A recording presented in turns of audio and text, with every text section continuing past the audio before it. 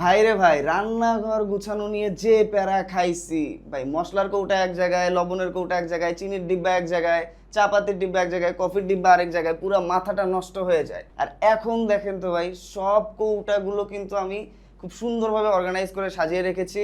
এক জায়গায় মশলার কৌটো, চা চিনির কৌটা আলাদা, উপরে কিন্তু মাঝে মাঝে আমি তেলের জার রাখি এবং ব্লেন্ডারের যে এক্সটেনশনগুলো থাকে, গ্রিন্ডারের এক্সটেনশন, সেগুলো সাজিয়ে রাখি।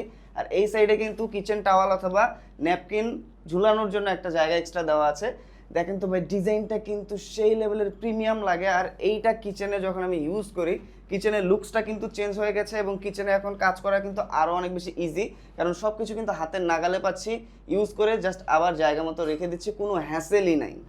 আর এইটা কিন্তু এল ক্লাম দিয়ে খুব সহজেই দেয়ালের সাথে হ্যাং করে রাখা যায়। এটা কিন্তু খুবই স্ট্যান্ডার্ড একটা সাইজ। এটা কিন্তু লম্বায় 21 ইঞ্চি, চওড়ায় আপনার এটা 22 ইঞ্চি, এবং একটা সেলফ থেকে একটা সেলফের ডিস্টেন্স কিন্তু 8 ইঞ্চি।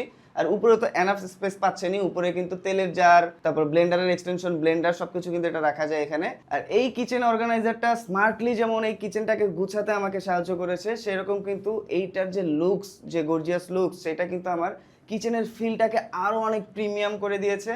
আর এটা কাঠের হওয়ার কারণে কিন্তু অনায়াসে 5 থেকে 7 বছর ইউজ করা যাবে কোনো প্রকার ঝামেলা ছাড়াই, এবং এইটার কোয়ালিটিটা খুব ভালো, যার ফলে এটাতে কিন্তু ঘুণে ধরার কোনো সম্ভাবনা নেই। আর এইটা বাসায় নিয়ে আসার পরে কিন্তু আমার ফ্যামিলির সবাই অনেক খুশি হয়েছে।